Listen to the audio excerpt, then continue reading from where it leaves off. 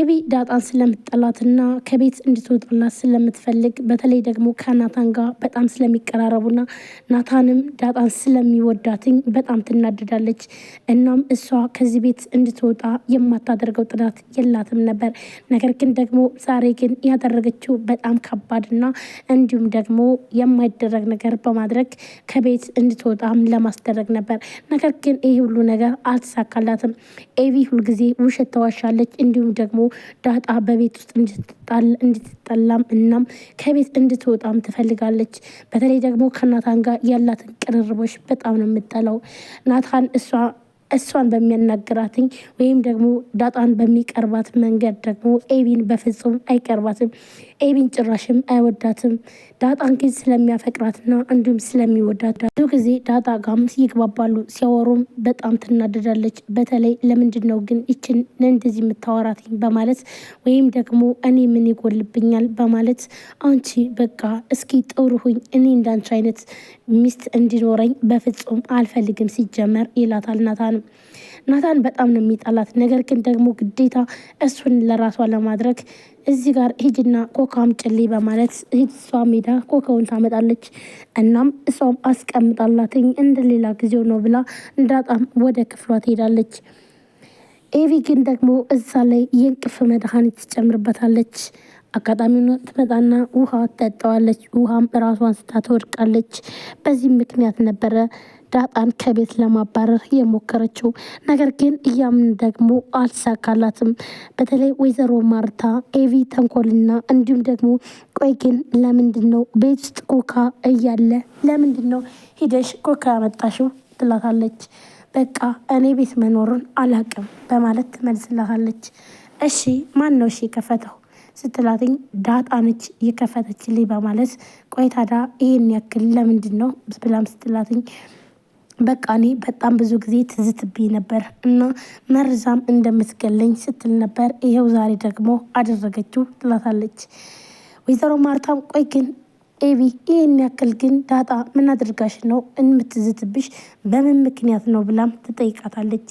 ኤቢም ደግሞ ያው እንግዲህ ከናታን ጋር ስለምግባባና እንዲሁም ናታን እኔን ስለሚወድ እኔን ሊያገባ ስለሆነ ይህን ደግሞ ዳጣ በፍጹም አትፈልገውም ብላም በውሸቷ ትመልስላታለች። ወይዘሮ ማርታም በጣም በመናደድ ይውልሽ ነገር ሁሉ አሁን ላይ ውሎ ይደር እንጂ ሁሉም ነገር እውነቱ ይወጣል። እናም የምለቅሽ እንዳይመስልሽ በማለት ትነግራታለች። ኤቢን በጣም ትፈራለች። ምክንያቱም ደግሞ ይህ ውሸቷ ስለሆነና እንዲሁም ስለተጋለጠች። ነገር ግን ደግሞ ዳጣም በፍጹም ልትናገራት አልቻለችም ነበረ። እናም ይህን ደግሞ እውነታውን ደግሞ አሁኑኑ በቅርቡ አገኘዋለሁ በማለት ወይዘሮ ማርታም ኤቢን ትሰድባታለች። ማርታም በጣም ተናዳ እንዴት ቆይ ግን በዚች በአንድ ልጄ እንዴት ትመጡብኛላችሁ? እሷን ነበር እኮ ላጣ የነበርኩት በእናንተ ምክንያት በማለት ውሃ ለስላሳውን ስለጠጣችውና እንዲሁም ደግሞ እሷ ላይ ጉዳት ስለደረሰባት ወይዘሮ ማርታም በጣም ተናዳ ነበረ ስታናገራት የነበረው። ይህን ደግሞ እውነቱን አሁኑ በቅርቡ አገኘዋለሁ፣ ያኔ ግን ደግሞ ያንቺ እጅ ካለበት እውነቴን ነው ምርሽ አልምርሽም በማለት ትነግራታለች። እንዲሁም ሰላም ግራ መጋባት ቆይ ግን ለምንድን ነው ለስላሳ ያለህ ልታመጣ የሄደችው በማለት ዳጣ በጣም እየተጨናነቀች ስለነበረ ትነግራታለች። እኔም የማውቀው ነገር የለም ግን ደግሞ እሷ የፈለገችው ኮካ ነው ብላም ስትል ሰላምም ቤት ውስጥ ኮካ እንዳለና እንዲሁም ደግሞ ሁሉም ለስላሳዎች ቤት ውስጥ እንደማይጠፉ ሁልጊዜም እንዳሉ ትነግራታለች። ግራ መጋባት ናታንም ቆይ ታዲያ እንዴት እንደዚህ ታደርጋለች? ለማንኛውም ግን ስለዚህ ይህ ለስላሳ የተመረዘ ነው ማለት ነው ብሎም ይላታል። ዳጣ በጣም ተጨናንቃ ያለ ነገር ግን ደግሞ ውሃ ያንጠጥታ ስለተጎዳች ነበረ በጣምም ደንግጣ የነበረው። ሰላም ጤና ይስጥልን ውድና የተከበራችሁ የቻናል ቤተሰቦች፣ ለዚህ ቻናል አዲስ የሆናችሁ ሰብስክራይብ፣ ላይክ፣ ሼር በማድረግ ቤተሰብናችሁም ከልብ ነው የማመሰግነው።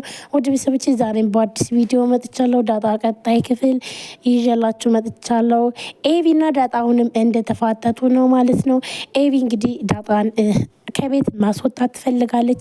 በተለይ ደግሞ በነ ማርታና እንዲሁም ደግሞ በአቶ ደረጀ ማስጠላት ስለምትፈልግ ስለዚህ በዚህ ምክንያት ደግሞ በጣም ብዙ ነገር እያደረገች እያለ ነገር ግን ልትወጣላት አልቻለችም። በተለይ ደግሞ እንግዲህ በለስላሳ ላይ መርዛ ወይም ደግሞ ያመጣችው ኮካ ላይ መድኃኒት ወይም ደግሞ ስለ ማለትም የሚጎዳ ነገር በመጨመር እንግዲህ ውሃ ጠጣዋለች ማለት ነው። ውሃም በጣም ትጎዳለች።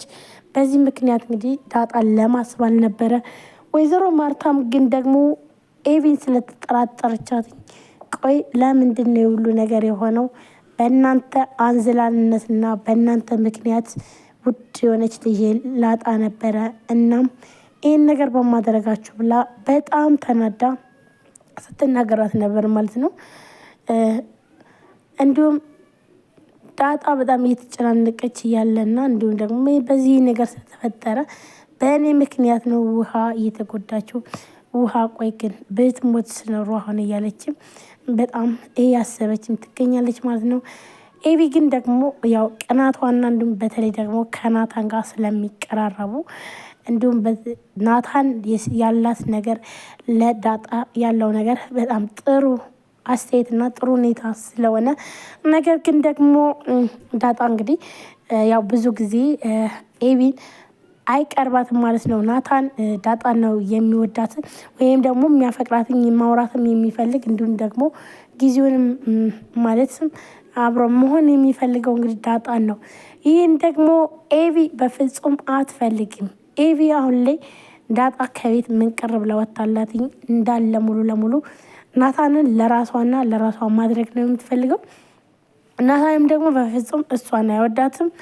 ነገር ግን ብታደርግም ግን ዳጣ ከቤት ትወጣለች በማለት ነው የምታደርገው ሁሉ ነገር። ዳጣ እንግዲህ የደረጀ ልጅ እንደሆነችም እራሷ አውቃለች። ነገር ግን ወይዘሮ ማርታም ሆነ ሙሉ ቤተሰቦቹ አላወቁም።